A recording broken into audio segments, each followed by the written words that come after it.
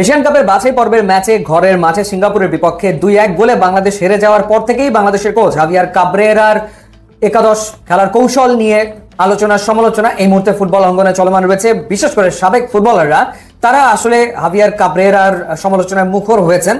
তাদের মতে ভুল পদ্ধতি, ভুল কৌশল এবং ভুল একাদশ নিয়ে বাংলাদেশ খেলেছে সিঙ্গাপুরের বিপক্ষে।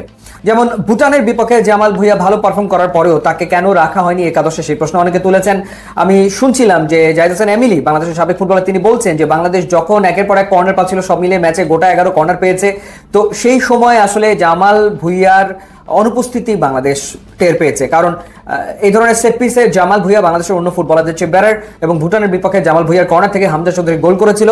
তো সেইখানে যখন বাংলাদেশ অ্যাটাকিং ফুটবল খেলবে তখন তো কর্নারের সংখ্যা বাড়বে, বা ফ্রি কিকগুলো নেওয়ার ক্ষেত্রে জামাল ভুঁইয়ার মাঠে প্রয়োজন আসলে ছিল।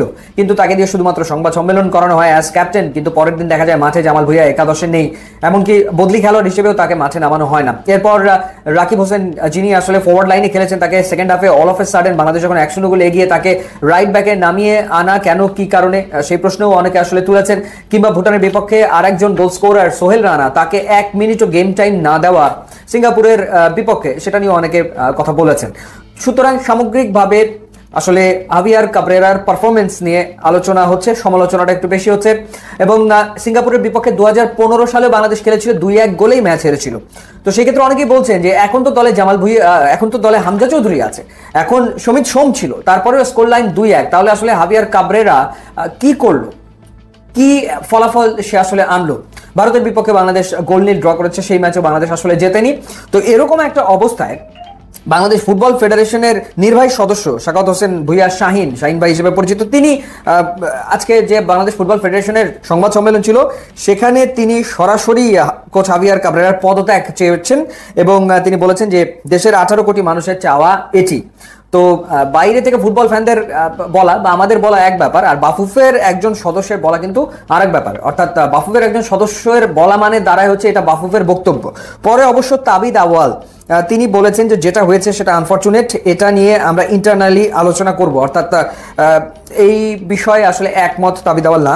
এবং হাভিয়ার কাবরেরার প্রসঙ্গে তাবিদ আওয়ালের কাছেও জানতে চাওয়া হয়েছিল, এবং তিনি বলেছেন যে এটা আসলে এখনো প্রিম্যাচিওর প্রশ্ন, এবং উত্তর দিলেও প্রিম্যাচিওর হবে। আমাদের একটা স্ট্যান্ডার্ড প্রক্রিয়া রয়েছে যেখানে জাতীয় দল কমিটি অ্যাসেসমেন্ট ও রিভিউ হবে, সেখানে অ্যাসেসমেন্ট হওয়ার পর প্রশ্নের উত্তর দেওয়া যাবে।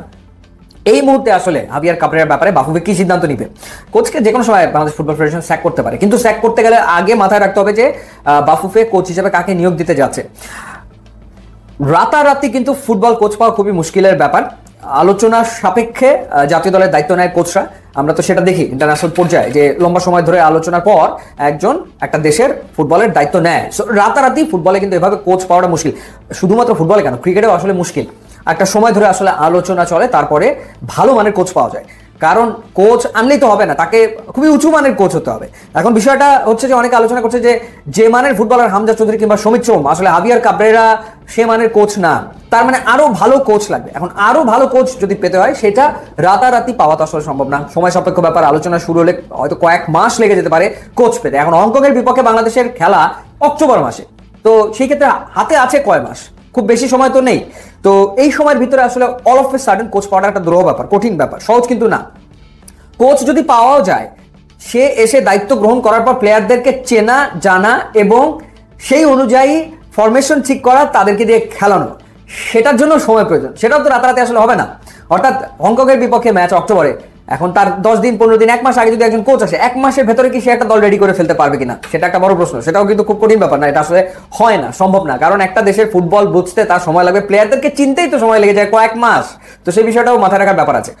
অপশন 2 কোনটা? অপশন 2 হচ্ছে হাভিয়ার কাবরেরার জায়গায় বাংলাদেশ চাইলে এখন একজন লোকাল কোচ নিতে পারে, লোকাল কোচ দিয়ে কাজ চালাতে পারে। এখন লোকাল কোচ দিয়ে কি বাংলাদেশ টিম এই মুহূর্তে চলবে, সেটা একটা প্রশ্ন না? তো লোকাল কোচ কি বাফুফে আসলে নিয়োগ দেবে কিনা?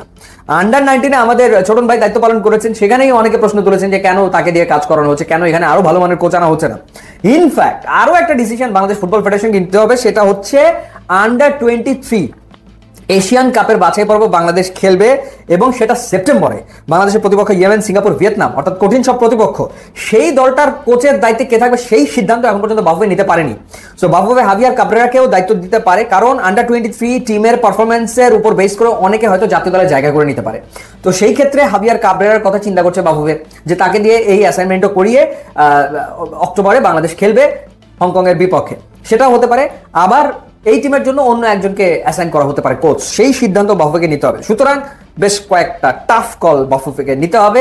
এখন দেখার ব্যাপার বাফুফে আসলে কিভাবে করে ডিল করে। আমার কাছে যেটা মনে হয়েছে যে কোচ যদি পরিবর্তন করতে হয় এখন থেকে আলোচনা শুরু করলেও ভালো মানের, যে মানের কোচ সবাই প্রত্যাশা করছে সেই মানের কোচ পেতে মিনিমাম 3 মাসের আলোচনা তো লাগবেই। তো 3 মাসের আলোচনা হয়ে গেলে আসলে হংকংয়ের বিপক্ষে 2 ম্যাচ চলে আসছে সামনে। তো তার আগে মনে হয় না আসলে কোচ পরিবর্তন করা সম্ভব হবে বাফুফের পক্ষে। তারপরে দেখা যাক বাফুফে যদি করে।